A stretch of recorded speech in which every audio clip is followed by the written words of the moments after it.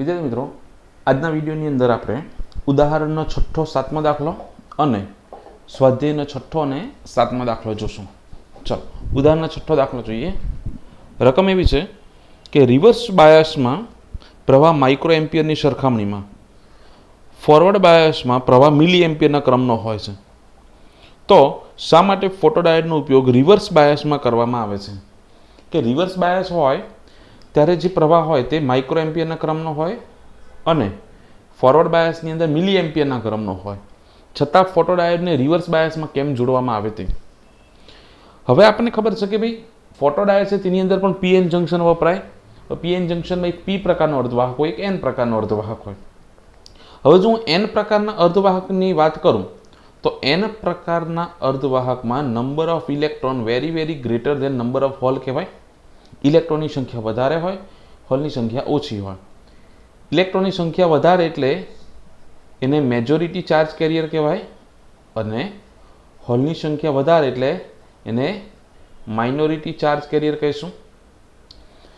हवे ज्यारे PN junction पर अथवा तो फोटोडायोड पर ज्यारे बाह्य सूर्यप्रकाश आपात करवामां आवे त्यारे शुं थशे, ए सूर्यप्रकाशनी ऊर्जाने कारणे बंध तूटशे अने बंध तूटे। हवे दरेक बंध तूटे तो एक इलेक्ट्रॉन अने एक होल उत्पन्न थाय। तो बंध तूटे तेना लीधे उत्पन्न थता इलेक्ट्रॉननी संख्या धारो के एनी डैश छे अने अथवा तो डेल्टा एनी लई लीए के इलेक्ट्रॉननी संख्यानो वधारो केटलो छे डेल्टा एनी अने होलनी संख्यानो वधारो डेल्टा एनएच। परंतु दरेक बंधने लीधे एक होल अने एक इलेक्ट्रॉन उत्पन्न थाय एटले जेटला इलेक्ट्रॉन उत्पन्न थशे तेटला ज होल उत्पन्न थशे। कोना कारणे? सूर्यप्रकाशने कारणे। ऑलरेडी एन प्रकारनी अंदर इलेक्ट्रॉननी संख्या होल करता वधारे होय, पछी बंध तूटे त्यारे जेटला इलेक्ट्रॉन उत्पन्न थाय तेटला ज होल उत्पन्न थशे। तो हवे इलेक्ट्रॉननी कुल संख्या केटली थशे के पहेला जे हता ते वत्ता बंधने लीधे उत्पन्न थता इलेक्ट्रॉननी संख्या एटले इलेक्ट्रॉननी कुल संख्या बराबर आ मूळ इलेक्ट्रॉन हता ते वत्ता बंधना कारणे उत्पन्न थता इलेक्ट्रॉन। ते ज रीते होलनी कुल संख्या केटली थशे तेना बंधारणमांना जे होल हता ते वत्ता बंध तूटवाने कारणे उत्पन्न थता होल। हवे आनी अंदर आ इलेक्ट्रॉननी आ बंने तो सरखा छे तो एना परथी शुं थाय के इलेक्ट्रॉननी संख्या आ वधारे छे ने आ ओછી छे, माटे टोटल तमे वात करो तो टोटल इलेक्ट्रॉननी संख्या ए होल करता केवी हशे? वधारे हशे। हवे आपणे आंशिक फेरफार जोईए कि मेजोरिटी चार्ज केरियरनो आंशिक फेरफार अने माइनोरिटी चार्ज केरियरनो आंशिक फेरफार। कोईपणनो आंशिक फेरफार एटले एनो फेरफारना छेदमां मूळ किंमत आवी जोईए। तो इलेक्ट्रॉन एटले के मेजोरिटी चार्ज केरियर एनो आंशिक फेरफार केटलो थशे? एनो वधारो भाग्या एनी मूळ किंमत एटले delta N E upon N E. ते ज रीते होलनो आंशिक फेरफार एटले तेमां होलनी संख्यामां थतो वधारो भाग्या होलनी मूळ किंमत delta N H upon N E N H sorry. तो हवे अहींया तमे जोई शको के बंनेना अंश केवा छे? अंश तो सरखा छे, परंतु इलेक्ट्रॉननी संख्या वधारे छे एटले आनो छेद मोटो छे ज्यारे आनो छेद नानो छे। कोईपण संख्याना अंश समान होय तो जेनो छेद मोटो होय ते संख्यानी किंमत केवी थाय? नानी, अने जेनो छेद नानो होय तेनी किंमत केवी बने? वधारे बने। आम आ मेजोरिटी चार्ज केरियरनो आंशिक फेरफार छे, आ माइनोरिटी चार्ज केरियरनो आंशिक फेरफार। मेजोरिटी नो आंशिक फेरफार केवो हशे? ओछो हशे, ज्यारे माइनोरिटी चार्ज केरियरनो आंशिक फेरफार केवो हशे? वधारे हशे। आ मेजोरिटी चार्ज केरियरनो आंशिक फेरफार तमे मापी शकता नथी केम के बहु ज नानो मळे, ज्यारे माइनोरिटी चार्ज केरियरनो आंशिक फेरफार केवो वधारे होय माटे तेने मापी शको। फोटोडायोड शुं करे? तेना पर आपात थता प्रकाशनी संवेदना अनुभव एटले के भाई प्रकाश आपात थाय छे के नथी थतो ते फोटोडायोड आपणे कहेशे। हवे जो प्रकाश आपात थाय अने तेनी अंदर चार्ज केरियरनो फेरफार मोटा प्रमाणमां थाय प्रकाश आपात थवाथी तो ज ए सेन्स करी शके अने आपणे कही शके के भाई प्रकाश आपात थाय छे। मेजोरिटी चार्ज केरियरनो फेरफार नानो छे माटे फोटोडायोड मापी शकतो नथी, परंतु माइनोरिटी चार्ज केरियरमां बहु मोटो फेरफार थाय। हवे आ फेरफार मोटो छे माटे मापी शके छे। हवे आपणे खबर छे के कोईपण डायोडने फॉरवर्ड बायसमां जोड़ो, फॉरवर्ड बायसमां जोड़ीए त्यारे जे प्रवाह वहे ते मेजोरिटी चार्ज केरियरना लीधे वहे अने रिवर्स बायसमां जे प्रवाह वहे તે માઇનોરિટી ચાર્જ કેરીને કારણે પ્રવાહ વહે. તો હવે ફોરવર્ડ બાયસમાં જો હું જોડું ફોટોડાયોડને તો મેજોરિટી ચાર્જ કેરીને કારણે પ્રવાહ વહેશે, પણ એનો ફેરફાર બહુ જ નાનો છે, માટે ફોટોડાયોડ માપી શકતો નથી. હવે જો ફોટોડાયોડને રિવર્સ બાયસમાં જોડું તો પ્રવાહ કોના લીધે વહેશે? માઇનોરિટી ચાર્જ કેરીને કારણે, અને તેનો ફેરફાર કેવો છે? બહુ જ મોટો છે, માટે એ માપી શકે. માટે ફોટોડાયોડને રિવર્સ બાયસમાં જોડવામાં આવે. કેમ કે રિવર્સ બાયસમાં જોડો તો માઇનોરિટી ચાર્જ કેરિયરનો કારણે પ્રવાહ વહે ને તેનો ફેરફાર બહુ જ મોટો થાય, પ્રકાશ આપાત થાય તો. માટે ફોટોડાયોડ આપણને કહી શકે કે પ્રકાશ આપાત થાય છે કે નથી થતો. જો રિવર્સ બાયસમાં જોડો તો એના પર પ્રકાશ આપાત થાય કે ના થાય તે એને સેન્સિંગ એનું કરી શકતું નથી. માટે ફોટોડાયોડ શામાં આવશે? રિવર્સ બાયસમાં. આ થઈ ગયું આપણો ઉદાહરણનો 6થો દાખલો. હવે 7મો દાખલો જોઈએ. 7મા દાખલાની રકમ એવી છે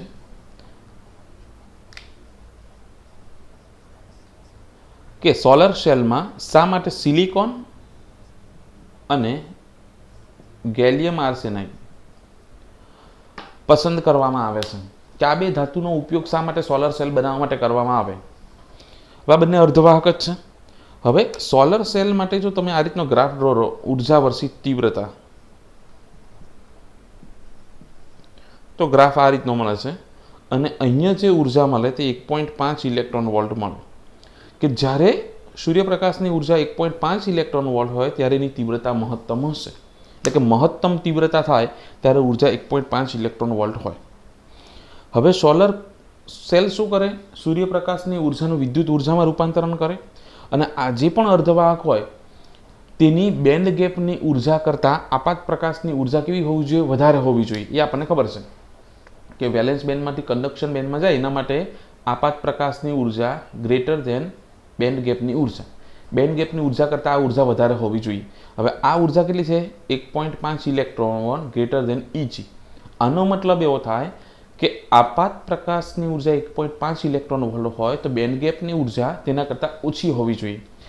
માટે આપણે સોલર સેલ બનાવવા માટે એવી ધાતુનો ઉપયોગ કરવાનો કે જેની બેન્ડ ગેપ ઉર્જા 1.5 ઇલેક્ટ્રોન વોલ્ટ કરતાં ઓછી હોય. તો આ જે સિલિકોન છે તેની બેન્ડ ગેપની ઉર્જા 1.1 ઇલેક્ટ્રોન વોલ્ટ છે, અને ગેલિયમ આર્સેનાઇડ જે છે તેની બેન્ડ ગેપની ઉર્જા 1.53 ઇલેક્ટ્રોન વોલ્ટ છે. તો આપણે તો શું કીધું કે એવી ધાતુ યુઝ કરવાની કે જેની બેન્ડ ગેપની ઉર્જા 1.5 કરતાં ઓછી હોય. તો સિલિકોન તો 1.5 કરતાં ઓછી છે, પણ ગેલિયમ આર્સેનાઇડની બેન્ડ ગેપની ઉર્જા 1.53 છે, 1.5 કરતાં વધારે છે, પરંતુ સૂર્યપ્રકાશના કિરણોને શોષવાની ક્ષમતા સિલિકોન કરતાંની વધારે છે. એટલે સિલિકોન ઓછા પ્રમાણમાં સૂર્યના કિરણોનું શોષણ કરે, જ્યારે ગેલિયમ આર્સેનાઇડ જે ખરું તે સૂર્યપ્રકાશના કિરણોનું વધારે પ્રમાણમાં શોષણ કરે છે. માટે સિલિકોન અને ગેલિયમ આર્સેનાઇડ વાપરવામાં આવે. સિલિકોન શા માટે વાપરવામાં આવે? કેમ કે એની બેન્ડ ગેપ ઉર્જા 1.5 ઇલેક્ટ્રોન વોલ્ટ કરતાં ઓછી છે. અને આ સિલિકોન આર્સેનાઇડ શા માટે વાપરવામાં આવે? કેમ કે તેની શોષણ ક્ષમતા વધારે છે. આ બે કારણોના કારણે સોલર સેલ બનાવતી વખતે અર્ધવાહક તરીકે સિલિકોન અને ગેલિયમ આર્સેનાઇડનો ઉપયોગ કરવામાં આવે છે. એના પછી સ્વાધ્યાયનો 6થો અને 7મો દાખલો જોઈએ. હવે એ બંને દાખલા જે ખરા તે MCQમાં પૂછાઈ શકે એવા છે. 6થો અને 7મો ઉદાહરણના એ પૂછાઈ શકે નહીં, એક્ઝામમાં નથી જ પૂછાવાના, પણ આ બે MCQમાં પૂછાઈ શકે.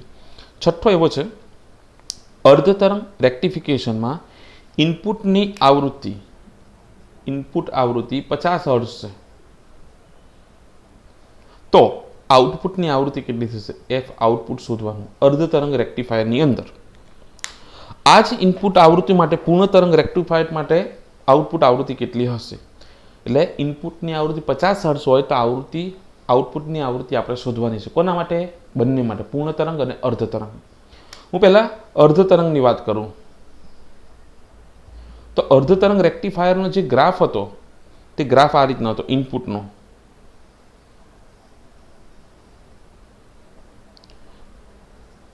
ઇનપુટ અને આઉટપુટનો ગ્રાફ જોઈએ.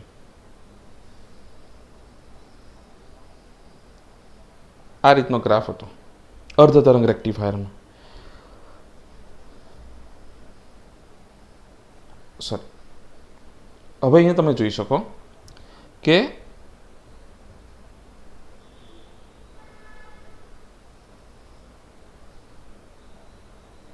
અહીંયા આવશે, અહીંયા આવશે. હવે ઇનપુટની અંદર એક આવૃત્તિ ક્યારે થાય પૂરી થાય તે કહેવાની કે ભાઈ આ રીતના એક દોલન પૂરું કરે, એક અર્ધ સર્કલ ઉપર બનાવે, એક અર્ધ સર્કલ નીચે બનાવે, તો એક આવૃત્તિ થઈ એવું કહેવાય. અને નીચે અહીંયા આવૃત્તિ એટલે એકવાર હાફ સર્કલ બનશે તેને આવૃત્તિ કહેવાય, કેમ કે અહીંયા ખાલી હાફ સર્કલ બને છે ઉપર તરફ, અહીંયા ઉપર અને નીચે બંને. તો જ્યારે એક ઉપર અને એક નીચે બને ત્યારે એની આવૃત્તિ એક થાય, અને અહીંયા માત્ર એક ઉપર બને ત્યારે આવૃત્તિ એક થાય. તો અહીંયા તમે જોઈ શકો કે જ્યારે આ ઉપરથી થઈને નીચે એટલે અહીંયા એક આવૃત્તિ પૂરી થઈ ત્યારે અહીંયા પણ અર્ધ તરંગ કેટલું બને છે? એક જ બને છે. અહીંયા બીજી આવૃત્તિ પૂરી થઈ ત્યારે અર્ધ તરંગ કેટલા બને છે? 2. અહીંયા આ એક આવૃત્તિ ના એક એટલે એક ને એક આવૃત્તિ કેટલી થાય? 2. તો અહીંયા પણ અર્ધ તરંગ કેટલા બને છે? એક ને એક 2. આમ ઇનપુટની આવૃત્તિ અને આઉટપુટની આવૃત્તિ એ બંને આવૃત્તિ કેવી મળે છે? સેમ મળે છે. માટે અર્ધ તરંગ રેક્ટિફાયર માટે ઇનપુટ આવૃત્તિ બરાબર આઉટપુટ આવૃત્તિ એટલે બંને કેટલી થશે? 50 હર્ટ્ઝ થશે. ખાસ ધ્યાન રાખવાનું, અર્ધ તરંગ રેક્ટિફાયરમાં ઇનપુટ અને આઉટપુટની આવૃત્તિ કેવી હોય? સમાન હોય. એટલે ઇનપુટ 50 હોય તો આઉટપુટ પણ 50. હવે પૂર્ણ તરંગની વાત કરું તો પૂર્ણ તરંગ રેક્ટિફાયરની અંદર શું થશે કે અહીંયા ઇનપુટ તો સેમ જ આવે કે એક આવૃત્તિ ને એક આવૃત્તિ. હવે પૂર્ણ તરંગ રેક્ટિફાયરની અંદર બંને અર્ધ ચક્ર વખતે આઉટપુટ તમને મળે છે. ઉપરના અર્ધ ચક્ર વખતે પણ મળે ને નીચે પણ મળે. હવે અહીંયા એક આવૃત્તિ પૂરી થઈ, પણ અહીંયા એક ને એક 2 થઈ ગઈ. ઉપર 2 હાફ સર્કલ બને છે ને, અહીંયા એક આવૃત્તિ ક્યારે પૂરી થઈ કહેવાય? એક હાફ સર્કલ બને તો એક આવૃત્તિ. ને અહીંયા એક ઉપર અને એક નીચે બને તો એક પૂરી થઈ કહેવાય. તો અહીંયા જો એક ઉપર અને એક નીચે તો અહીંયા એક અને અહીંયા એક એટલે ટોટલ કેટલી થઈ? 2. જ્યારે અહીંયા 1, 2, 3 અને 4. આમ ઇનપુટની આવૃત્તિ 2 છે, આઉટપુટની કેટલી થઈ ગઈ? 4. એના કરતાં બમણી. એટલે આઉટપુટ આવૃત્તિ ઇઝ 2 ટાઈમ્સ ઇનપુટ આવૃત્તિ.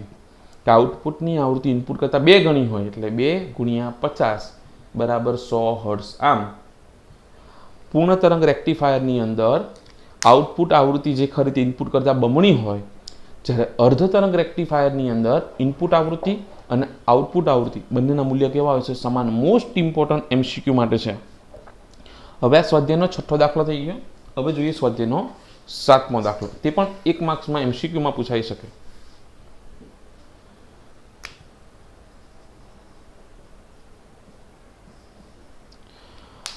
ચલો, 2.8 ઇલેક્ટ્રોન વોલ્ટની બેન્ડ ગેપ એટલે બેન્ડ ગેપની ઉર્જા Eg કેટલા છે? 2.8 ઇલેક્ટ્રોન વોલ્ટ. બેન્ડ ગેપની ઉર્જા ધરાવતા સેમિકન્ડક્ટરમાંથી PN ફોટોડાયોડ બનાવેલ છે. શું તે 6000 નેનોમીટર એટલે તરંગ લંબાઈ લેમડા બરાબર 6000 નેનોમીટર ની તરંગ લંબાઈની પરખ કરી શકશે? હવે આપણને ખબર છે કે ફોટોડાયોડની અંદર પરખ કરી શકે તે માટેની શરત શું થાય કે આપાત વિકિરણની ઉર્જા એ બેન્ડ ગેપની ઉર્જા કરતાં વધારે હોય તો એ પ્રકાશના કિરણની પરખ કરી શકે. બેન્ડ ગેપની ઉર્જા આપણને Eg આપેલી છે, આપાત પ્રકાશની ઉર્જા આપણે શોધશું. તો આપાત વિકિરણની ઉર્જા